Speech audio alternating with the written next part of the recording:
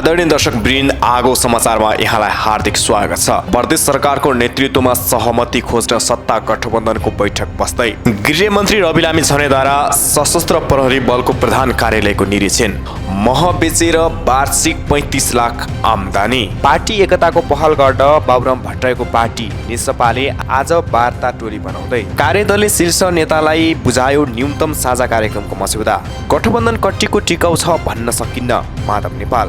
गुल्मीको रेसुङ्गा विमानस्थलमा आज डेमो उडान, नगरपालिकामा बिदा। सत्ता प्राथमिकतामा छैन, प्रतिपक्षको भूमिका उचित बाटो हो, प्रदीप पौडेल। बैठकमा पुस 26 गते प्रधानमन्त्री एवं माओवादी केन्द्रका अध्यक्ष पुष्पकमल दाहाल प्रचण्डले संसदमा लिने विश्वासको मत र प्रदेश सरकार गठनबारे छलफल हुने प्रचण्ड निकट स्रोतले बतायो।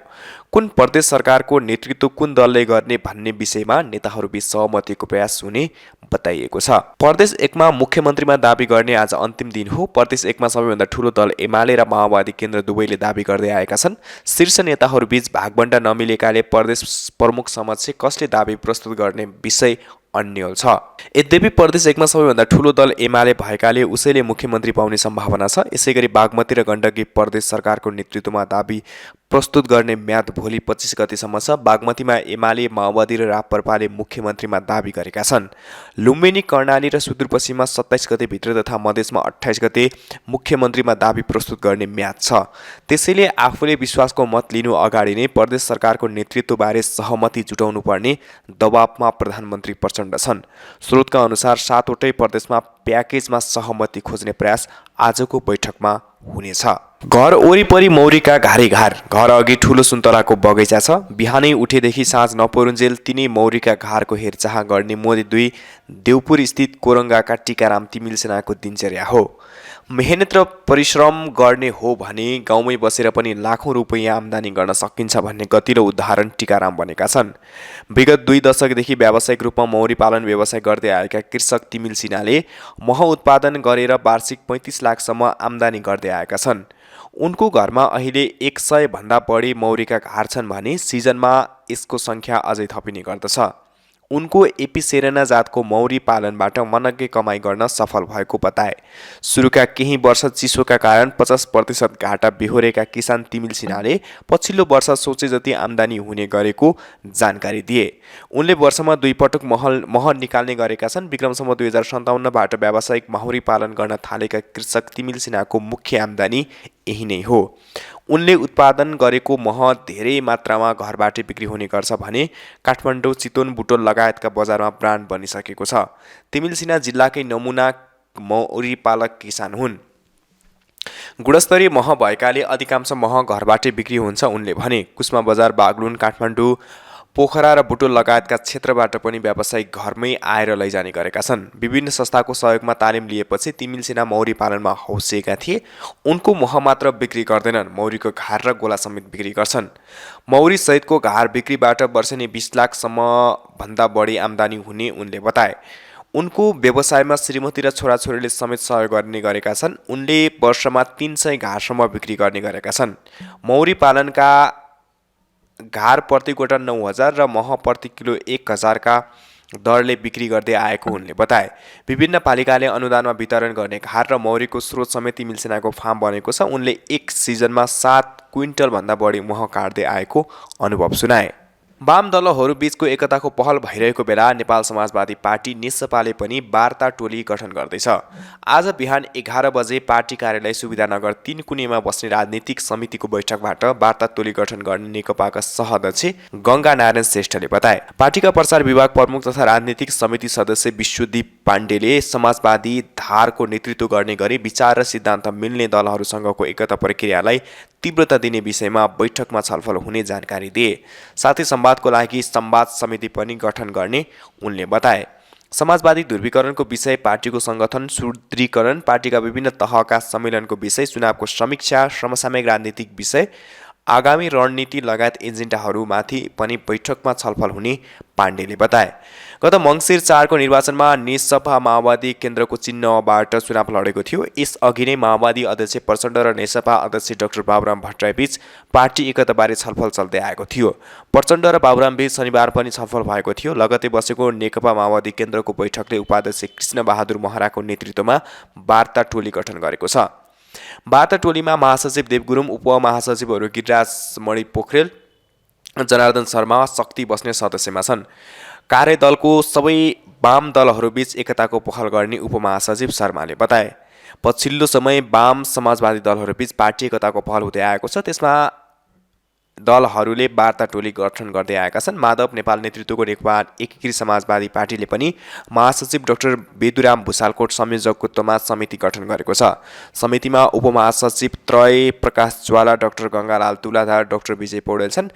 नेताहरूको अनुसार विचार मिल्ने दलहरूबीच पार्टी एकता नभए कार्यगत एकताका लागि पहल भइरहेको छ। सरकारको न्यूनतम साझा कार्यक्रम निर्माणका लागि गठित उपसमिति उच्च स्तरीय संयन्त्रका न्यूनतम साझा कार्यक्रमको मस्यौदा बुझाएको छ। शनिबार प्रधानमन्त्रीको सरकारी निवास बालोटारमा कार्यदलका संयोजक उप प्रधानमन्त्री तथा अर्थमन्त्री विष्णु पौडेलले उच्च स्तरीय संयन्त्रका संयोजक नेकपा एमालेका अध्यक्ष केपी शर्मा ओलीलाई न्यूनतम साझा कार्यक्रमको मस्यौदा बुझाएको हो। त्यस क्रममा प्रधानमन्त्री एवं माओवादी केन्द्रका अध्यक्ष पुष्पकमल दाहाल प्रचण्ड, उप प्रधानमन्त्री तथा गृहमन्त्री एवं राष्ट्रिय स्वतन्त्र पार्टीका सभापति रवि लामिछाने, राप्रपा अध्यक्ष राजेन्द्र निङदेन, जनमत पार्टीका अध्यक्ष सीके राउत, नागरिक उन्मुक्ति पार्टीका अध्यक्ष रञ्जिता चौधरी श्रेष्ठ लगायतका शीर्ष नेताहरू पनि उपस्थित थिए। न्यूनतम साझा कार्यक्रमको मस्यौदा गर्न गठित समितिमा उप प्रधानमन्त्री पौडेल, माओवादी केन्द्रका उपमहासचिव वर्षमान पुन, राष्ट्रिय स्वतन्त्र पार्टीका महासचिव डाक्टर मुकुल ढकाल, राप्रपाका महामन्त्री धवल शमशेर राणा, जसपाका नेता रकम चेम्जोङ सदस्य थिए। 14 पृष्ठ लामो न्यूनतम साझा कार्यक्रम मस्यौदामा सरकारमा सहभागी राजनीतिक दलका घोषणापत्रमा रहेका साझा विषय सुशासन, भ्रष्टाचार नियन्त्रण, सेवा प्रवाहमा रहेको ढिलासुस्ती अन्त्य लगायतका विषय समावेश छन्। कार्यदलका संयोजक पौडेलका अनुसार विद्यमान कानुनमा समसामयिक परिमार्जन आवश्यकता अनुसार नयाँ कानुन निर्माण, शिक्षा, स्वास्थ्यमा भौतिक पूर्वाधारका क्षेत्रमा सरकारले अवलम्बन गर्नुपर्ने नीतिगत विषय प्रतिवेदनमा रहेको छ। यसबारे उच्च स्तरीय संयन्त्रमा आवश्यकता अनुसार छलफल हुन्छ। संयन्त्रले अध्ययन र आवश्यकता अनुसार परिमार्जन गरेर पारित गर्छ र सरकारलाई हस्तान्तरण गर्छ, उनले भने। त्यसपछि यसै न्यूनतम कार्यक्रमलाई आदर्श मानेर काम अघि बढाउने पौडेलले बताए। उच्च स्तरीय हालको सत्तारूढ गठबन्धनमा रहेका दलका शीर्ष नेतृत्वमा रहेका छन्। नेकपा एकीकृत समाजवादीका अध्यक्ष एवं पूर्व प्रधानमन्त्री माधव कुमार नेपालले अहिलेको सत्तारूढ गठबन्धन कतिको टिकाउ हुन्छ भन्ने नसकिने बताएका छन्। शनिबार नेपाल पत्रकार महासङ्घ भक्तपुरको 26औं स्थापना दिवसको अवसरमा बोल्दै उनले गठबन्धनको स्थायित्वमा विश्वास गर्न सकिने अवस्था नभएको बताएका हुन्। एउटा गठबन्धन अघि बढिरहेको थियो, त्यो गठबन्धन अचानक भत्कियो, नयाँ गठबन्धन बन्न गयो। यो गठबन्धन कतिको दरिलो छ, कतिको टिकाउ छ, यसो भन्न सकिने अवस्थामा छैन। हामी चाहन्छौँ देशमा राजनीतिक स्थायित्व होस्, उनले भने। अध्यक्ष नेपालले पदमा को बस्छ भन्ने कुरा महत्त्वपूर्ण नभएको भन्दै पदमा रहनेले के गर्छ भन्ने कुरा ध्यान दिनुपर्ने धारणा राखे। को पदमा आसीन हुनेछ त्यो महत्त्वपूर्ण कुरा होइन, उहाँले के गर्नुहुन्छ त्यो महत्त्वपूर्ण कुरा हो। हाम्रो राजनीतिमा रहेका जति पनि विसङ्गतिहरू छन्, हाम्रो प्रशासनिक क्षेत्रमा रहेका जति पनि विकृति छन्, समाजका यावत चुनौतीहरूको सम्बोधन गर्ने गरी सरकार अघि बढ्नुपर्छ, उनले भने। अध्यक्ष नेपालले नागरिकमा एक अर्का राजनीतिक दलहरूप्रति विश्वास हराउँदै जानु दुःखद भएको बताए। गुल्मीको रेसुङ्गा नगरपालिका स्थित सिमिचोरमा निर्माण सम्पन्न भएको रेसुङ्गा विमानस्थलमा आइतबार डेमो उडान हुँदैछ।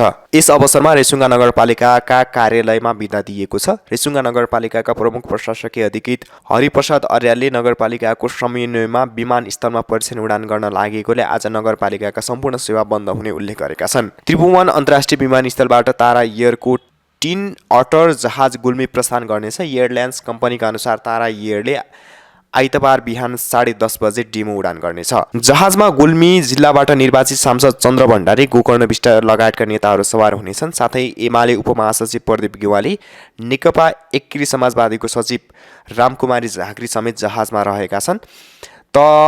तारा एयर र नेपाल नागरिक उड्डयन प्राधिकरणका अधिकारीहरू समेत जहाजमा रहने भएका छन्। यो रेसुङ्गा विमानस्थलमा झन्डै 1 घण्टा रहनेछ, त्यसपछि पुनः काठमाडौँ फिर्ता हुनेछ। यति एयरलाइन्सका प्रवक्ता सुदर्शन बर्तोलाका अनुसार आइतबार डेमो उडान गरेसँगै नियमित उडानका लागि प्रक्रिया थालिनेछ। नियमित उडानका लागि भने कम्तीमा 2 साता लाग्नेछ। यो विमानस्थलमा तारा एयरले प्रारम्भमा स्थानीय सरकारसँगको सम्मेलनमा उडान गर्ने भएको छ। रेसुङ्गा विमानस्थल सदरमुकाम तम्घास क्षेत्रमा पर्छ। यो सदरमुकाम तम्घासबाट 5 किलोमिटर दूरीमा छ। रेसुङ्गा विमानस्थलमा 18 सिट क्षमता भएको जहाज मात्र जान सक्छ। नेपाली काङ्ग्रेसका नेता एवं सांसद प्रदीप पौडेलले सत्ता शक्ति प्राथमिकताको विषय ठान्ने प्रवृत्ति गलत भएको बताएका छन्। उनले विचार र सिद्धान्तमा दूरी भएकासँग गठजोड गरेर सत्ता प्राप्ति प्राथमिकतामा राख्न नहुने बताए। सत्ता र शक्तिका लागि सबै कुरा जायज ठान्ने प्रवृत्ति गलत हो, उनले ट्विट गर्दै भनेका छन्। विचार र सिद्धान्तमा अधिकतम दूरी रहँदै गठजोड गरेर सत्ता प्राप्ति हाम्रो प्राथमिकता होइन। उनले अस्वाभाविक गठबन्धन गर्ने विषय अशोभनीय हुनले बताए। आफ्नै बलमा उभिएर रचनात्मक प्रतिपक्षको भूमिका नै हाम्रो उचित बाटो हो, उनले भने। पछिल्लो समय काङ्ग्रेसले राप्रपा अध्यक्ष लिङदेनलाई प्रधानमन्त्री प्रस्ताव गरेको चर्चा भएको थियो, तर काङ्ग्रेस सभापति शेरबहादुर देउवा, उपसभापति पूर्णबहादुर खड्का, महामन्त्री द्वय गगन थापा र विश्वप्रकाश शर्माले यस्तो प्रस्ताव काङ्ग्रेसले कसैलाई नराखेको अभिव्यक्ति दिइसकेका छन्। काङ्ग्रेसभित्र सशक्त प्रतिपक्षको भूमिका निर्वाह गर्नुपर्ने आवाज उठिरहेको छ। शनिबार भएको संसदीय दल बैठकमा पनि सशक्त प्रतिपक्षको भूमिकामा रहनुपर्ने आवाज उठेको थियो। उपप्रधान तथा गृहमन्त्री रवि लामिछानेले शनिबार सशस्त्र प्रहरी बल नेपाल प्रधान कार्यालयको निरीक्षण भ्रमण गरेका छन्। निरीक्षण भ्रमणको क्रममा उपप्रधान तथा गृहमन्त्री लामिछानेले सङ्गठनमा रहँदा नजिक र पराई तथा भित्र र बाहिर भन्ने प्रवृत्तिलाई हटाई म्यान्डेट अनुसार काम गर्नुपर्ने बताउनु हुँदै विगतमा भएका कमजोरीलाई सुधार्दै लैजाने र प्रशासनिक एवं व्यवस्थापकीय पक्षमा शून्य कमजोरीका साथ कार्य सम्पादन गर्न निर्देशन दिएका छन्। तराईको चर्को गर्मीदेखि हिमालको ओलाञ्चुङ गोला र छाङगरुको कठ्याङ्ग्रिदो चिसोसँगै तैनात भएका अधिकृत तथा जवानहरूको बसाइका लागि भौतिक पूर्वाधार कमजोर हालतमा रहेको बताउँदै आवश्यक पूर्वाधारसँगै थप व्यावसायिक बनाउन आफ्नो क्षमताले भ्याएसम्म लाग्ने प्रतिबद्धता व्यक्त गर्दै उनले भने, नागरिकको जनधनको सुरक्षा गर्ने नेपाल आमाका वीर सपूत तपाईँहरूलाई सलाम छ। मेरो कार्यकालभरि मात्र होइन, जीवनकालभरि तपाईँहरूले गरेको सलामको इज्जत राख्नेछु। जागिर गर्नु भनेको मातृभूमिको सेवा गर्ने अवसर समेत रहेको भन्दै युद्ध गरेर वा शहीद भएर मात्र देशभक्ति नहुने बताउँदै उपप्रधान तथा गृहमन्त्री लामिछानेले भने, अधिकतम गर्मी वा चिसो ठाउँमा खटिएर अनवरत गर्ने खबरदारी र ड्युटी वास्तवमा देशप्रतिको सेवा र राष्ट्रभक्ति हो। उनले सेवामा रहँदा सौरा र बढुवाको विषयले धेरै राष्ट्रसेवाहरूको मन अमिलो भएको हुन सक्छ भने केही घमण्डको गुलियो र हिंताबोधको कारण एकै ठाउँमा कार्य गर्दा व्यावसायिक क्षमतामा ह्रास आउन सक्ने भएको हुँदा सरुवा बोडा लगायतका कार्यहरू क्षमता, व्यावसायिकता, नैतिकता र ज्ञानमा आधारित रही सम्पादन गरिने समेत बताए। धन्यवाद ज्ञापनको क्रममा सशस्त्र प्रहरी महानिरीक्षक राजु अर्यालले सम्पूर्ण राष्ट्रसेवक सशस्त्र प्रहरी कर्मचारीलाई पेशागत प्रशिक्षणद्वारा व्यावसायिक, नैतिक र चरित्रवान बनाई राज्य प्रदत्त जिम्मेवारीहरूलाई प्रभावकारी रूपमा निर्वाह गर्दै आइरहेको बताउनु हुँदै नागरिक सेवा, सुरक्षा, सहयोग र आपद विपदमा परेकाहरूको उद्धार तथा सिमानाको सुरक्षा दरिलो खम्बा बनेर अहोरात्र परिचालन रहँदै आएको बताएका छन्।